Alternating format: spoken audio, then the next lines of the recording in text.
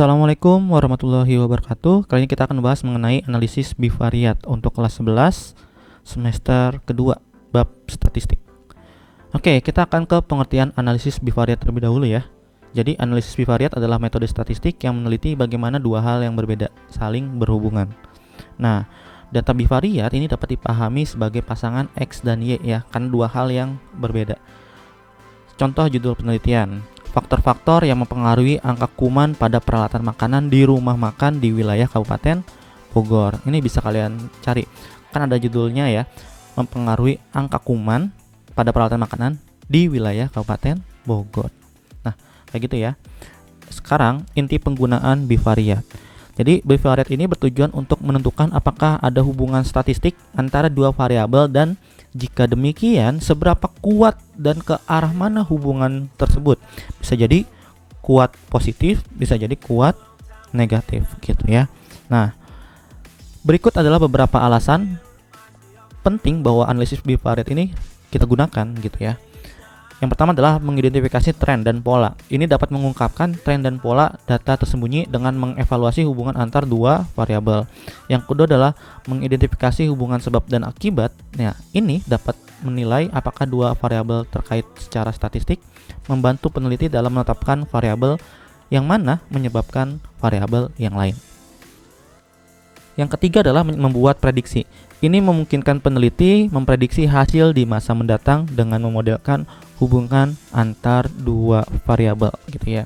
Jadi misalkan, pengaruh cuaca terhadap stok pangan gitu ya. Itu bisa. Selanjutnya yang keempat adalah menginformasikan pengambilan keputusan, misalkan bisnis, kebijakan publik, dan pengambilan keputusan perawatan kesehatan yang dapat kita ambil manfaat dari menggunakan analisis bivariat. Misal, keseringan minum kopi akan mempengaruhi asam lambung gitu ya. Nah, ini kita bisa neliti nih menggunakan analisis bivariat gitu ya. Oke, dua variabel. Apa sih dua variabel itu? Kalau kita membicarakan X dan Y, ini ada yang namanya variabel bebas. Variabel bebas adalah variabel yang mempengaruhi ya. Jadi kata kuncinya di sini adalah mempengaruhi.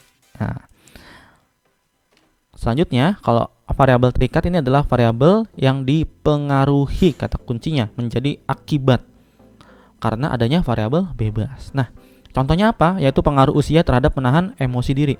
Berarti variabel bebasnya adalah pengaruh usia. Variabel terikatnya ya emosi diri gitu ya. Jadi seperti ini ya contohnya. Oke, agak sedikit paham ya. Karena kan usia ini mempengaruhi juga emosi diri. Semakin usianya lebih berumur, itu biasanya dapat menahan emosi diri. Tapi ini sebagian besar ya, kan karena ada sebagian kecil usia tua tapi emosinya meledak-meledak gitu, itu ada. Nah, selanjutnya jenis analisis bivariat. Jadi ada bivariat numerik. Berarti jika variabel bebas dan terikatnya sama data numerik gitu ya. Contohnya usia mobil dengan harga jual mobil. Usia mobil kan 1, 2, 3 tahun gitu ya.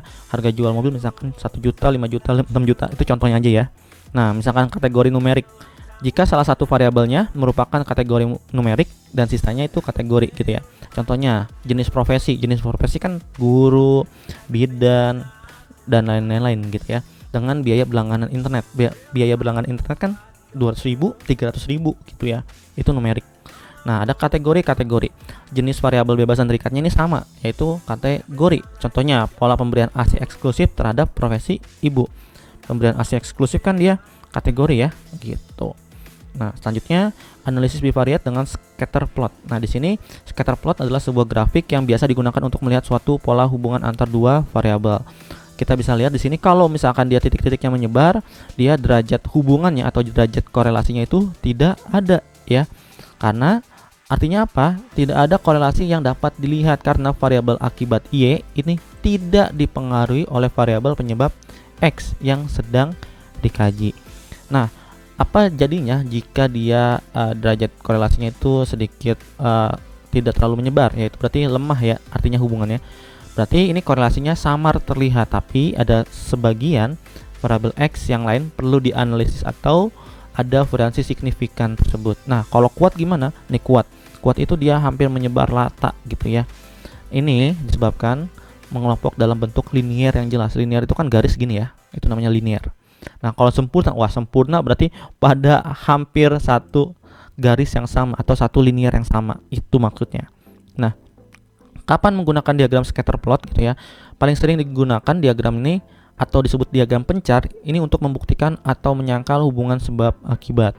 Contohnya hubungan antara kecepatan mesin dengan kualitas produk, hubungan antar total jam lembur dengan tingkat absensi tenaga kerja, hubungan work engagement dengan budaya kerja dan produktivitas kerja karyawan. Ini contohnya ya.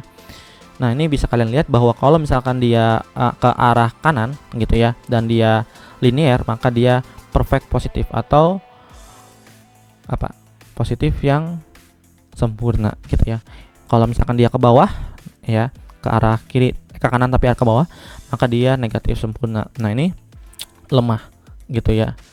Jadi lemahnya itu bukan lemah maksudnya. Tadi apa? Ya. Kita akan sedikit lagi. Dia kuat nih ya. Dia kuat nih, ini kuat nih. Kuat tapi dia ke arah kanan positif, kuat ke arah kiri maka dia negatif. Dan ini lemah ketika dia menyebar terlalu banyak, tidak linear, dan lemah negatif ketika dia menyebar tapi ke arah bawah gitu ya. Nah, yang tidak ada hubungannya, itu kayak gini nih, kayak lingkaran. Oh, itu tidak ada hubungannya.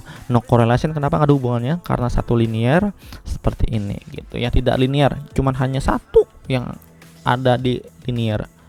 Selanjutnya, kita bisa menamakan bahwa variabel bebas, variabel terikat gitu ya. Jadi ada yang terikat, ada yang bebas. Ini kalian cari aja ya, bisa artinya. Dan outliner itu yang keluar dan poin ini yang ada dalam gitu ya. Nah, garis ini yang merupakan bahwa nantinya sebagai acuan kita menentukan apakah dia kuat, lemah, sempurna gitu ya. Oke. Selanjutnya kita akan membuat yang namanya data Excel. Yuk, kita buat data Excel dengan datanya seperti ini. Kita mencobakan di mana? Oke, ini nih. Contohnya ya. Oke, sekarang kalau kita udah dapat datanya seperti ini, kita bisa masukkan, klik seperti ini, lalu ke insert gitu ya. Habis dari insert, kita pilih yang namanya scatter plot. Nih, scatter plot nih, scatter. Oke, kita klik seperti ini. Kalau kita lihat datanya ini kan jauh gitu ya. Nah, kalau datanya jauh, kita klik kanan gitu. Lalu format chat, kita tunggu dulu. Setelah format chat, kita klik yang namanya axis. Nah, kenapa buat axis, Pak? Gitu ya. Ini datanya dari 0 ya, dari 0 sini ke 200 itu kan jaraknya jauh banget ya. Lebih dekat lagi lebih baik. Maka kita bisa buat minimumnya itu antara 0 sampai kurang dari 200. Berarti kurang dari 200 berapa?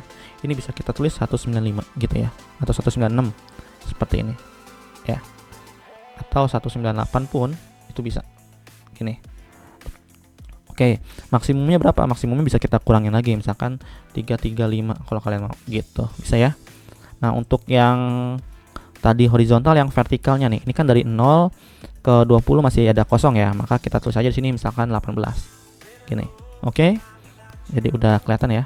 Nah, kalau udah seperti ini ya, kita bisa buat lagi yang namanya garisnya. Tapi garisnya gimana caranya? Ya, yang trend line-nya, yaitu klik ini, lalu pilih ke trend line seperti ini. Jadi ada garisnya. Oke, kalau mau besarin, kalian bisa besarin, drag aja gambarnya seperti ini. Oke, jadi ya. Nah, tapi di sini, Pak, bagaimana kalau ada keterangannya? Kita kan harus memberikan keterangan. Ya udah, tinggal kalian klik axis title gitu ya. Jadi seperti ini. Nah, tinggal kalian ganti di sini. Kalau misalkan 218 dan lain-lain itu masuknya ke apa ya? Penjualan. Ini penjualan. Oke, penjualan. Kalau yang sebelah sini apa? Ya, ini promosi ya. Ini promosi. Oke. Sudah deh gitu. Judulnya apa? Judulnya pengaruh